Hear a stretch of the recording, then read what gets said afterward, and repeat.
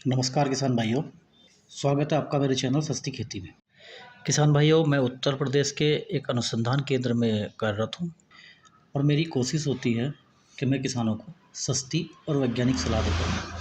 तो किसान भाइयों, आज हम बात करेंगे एक जिद्दी और हानिकारक खरपतवार मोथा घास के बारे में, जिसका साइंटिफिक नेम साइपर रोटेंडस है, जिसे किसानों के बीच एक बड़ी समस्या माना जाता है। इसका नियंत्रण करना आसान नहीं है। जिन किसानों ने गन्ने की फसल की बुवाई कर दी है या करने की तैयारी कर रहे हैं, उनके खेत में मोथा घास के पूरी तरह से नियंत्रण के लिए आज हम विस्तार से बात करेंगे।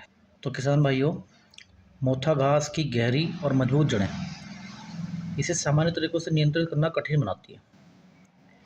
यह फसलों के पोषक तत्वों और पानी को छीनकर उत्पादन को कम करता है। इसलिए रासायनिक नियंत्रण सबसे प्रभावी तरीका है, लेकिन इसके लिए सही हर्बिसाइड और सही तकनीक का उपयोग जरूरी है। हमारी फसल की स्थिति के अनुसार हम इसे 3 अलग-अलग स्टेजेस पे यूज़ कर सकते हैं।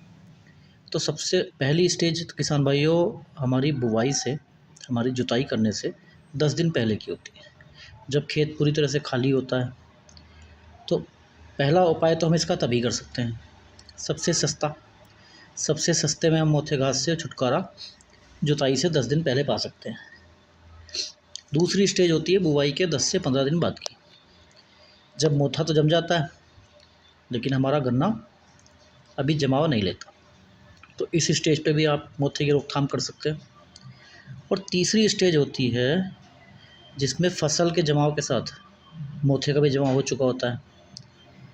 जैसे आपका बुवाई से 25 से 30 दिन के बाद, या आपकी पेडी की फसल में भी ऐसा ही होता है कि आपके पौधे भी बड़े होते हैं और साथ साथ मोथा भी जमा होता है।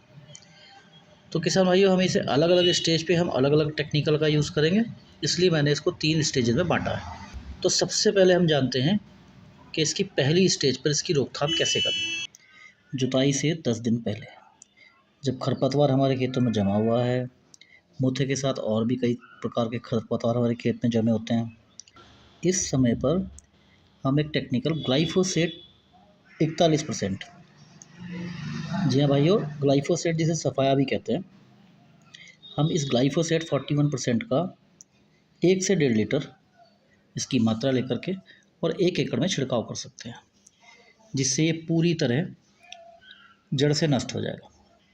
ग्लाइफोसेट एक नॉन सेलेक्टिव हर्बिसाइड है।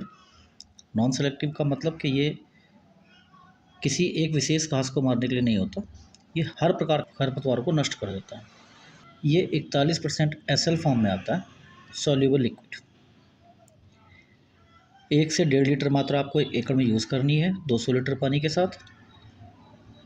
ग्लाइफोसेट पत्तियों से अवशोषित होकर एमिनो एसिड संश्लेषण को रोकता है, जिससे ये खरपतवार को पूरी तरह सुखा देता है। इसका छिड़काव फसल रहित खेत में करें, अन्यथा सभी पौधे मारे जाएंगे। इसके कुछ मुख्य प्रोडक्ट जैसे बायर का राउंड अप आता है, सिजेंटा का टचडाउन है, आईआईएल का हाईजैक है, और यह बाज़ार में लगभग 400 से 500 रुपये लीटर के रेट में आपको उपलब्ध हो जाएगा। तो किसान भाइयों, आप इसका जुताई से 10 से 12 दिन पहले उपयोग कर सकते हैं और मोथे से छुटकारा पा सकते हैं। अब बात करते हैं दूसरी स्टेज की, यानी बुवाई से 10 से 15 दिन के बाद, जब मोथा घास जम चुकी होती है और गन्ने का जमाव अभी नहीं निकलता। इस स्टेज पर आप 1 लीटर ग्लाइफोसेट और 400 millilitre 2,4-D dimethyl amine salt 58%, इन दोनों दवाओं को मिलाकर उपयोग कर सकते हैं। किसान भाइयों, आपको केवल 58% का ही चयन करना है। बाज़ार में 2,4-D कई तरह का उपलब्ध है, इसके बारे में हम किसी और वीडियो में चर्चा करेंगे कि इनमें क्या फ़र्क है। तो किसान भाइयों, आप केवल 58% का ही उपयोग करें। इसके कुछ मुख्य उत्पाद जैसे अतुल लिमिटेड का जूरा, इंसेक्टिसाइड इंडिया लिमिटेड का ट्विस्टर, धानुका का वीडमार सुपर, यूपीएल का सफाया, इन नामों से बाज़ार में उपलब्ध है। और इसकी कीमत भी आपकी 400 ml की सीसी की कीमत आपकी लगभग 150 से 200 रुपये के आसपास होगी। आप इन दोनों दवाओं को एक साथ यूज़ कर सकते हैं।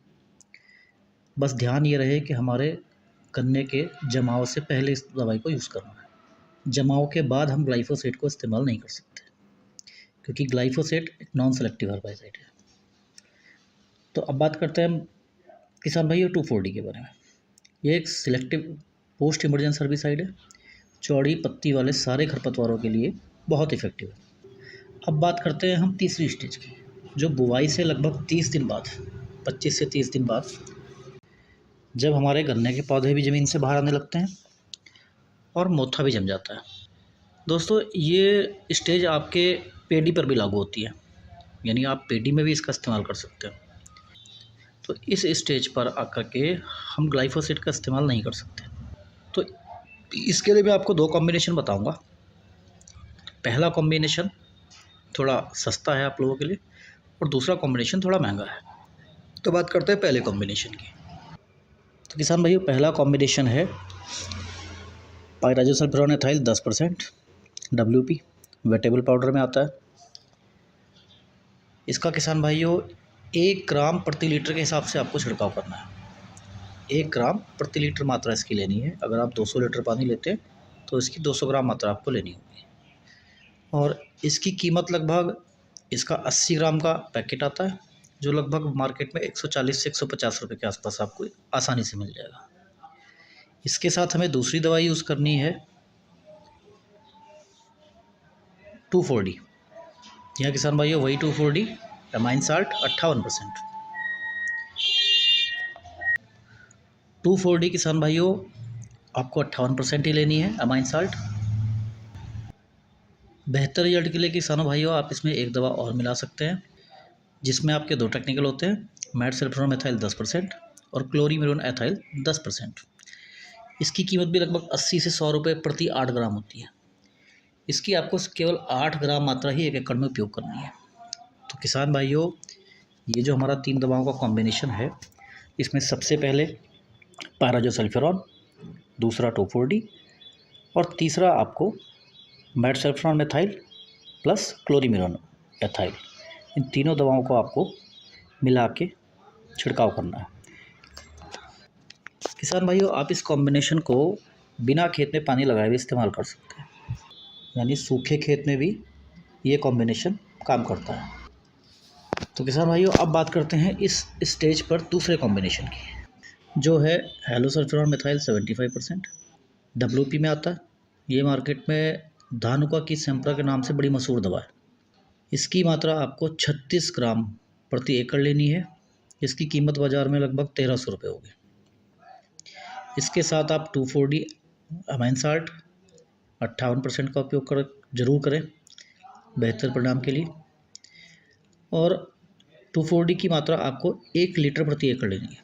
अगर आप 200 लीटर पानी लेते हैं तो 36 ग्राम हेलोसल्फेरॉन और 1 लीटर 2,4-D 58%, इन दोनों को आप मिला के छिड़काव कर सकते हैं।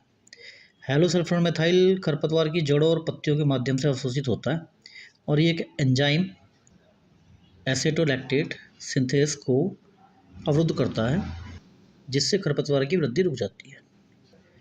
ये एक सिलेक्टिव पोस्ट इमरजेंसी हर्बिसाइड है, जो विशेष रूप से मोथा घास और चौड़ी पत्ती वाली खरपतवारों पर असर करता है। तो दोस्तों, यह था मोथा घास के रासायनिक नियंत्रण के प्रभावी उपाय। सही हर्बिसाइड का चयन सावधानीपूर्वक उपयोग करके आप अपनी फसल को खरपतवार मुक्त और स्वस्थ बना सकते हैं। किसान भाइयों, मैंने पूरी कोशिश की है कि आपको सस्ती और प्रभावी जानकारी देने की। अगर आपको मेरा प्रयास अच्छा लगा हो तो कृपया करके वीडियो को लाइक करें, शेयर करें, चैनल को सब्सक्राइब करना ना भूलें। आपके यदि कोई प्रश्न या सुझाव हो तो आप मुझे कमेंट कर सकते हैं या मुझे मेल कर सकते हैं। मैं आपके सभी मेल्स का उत्तर देने का प्रयास करूँगा। धन्यवाद।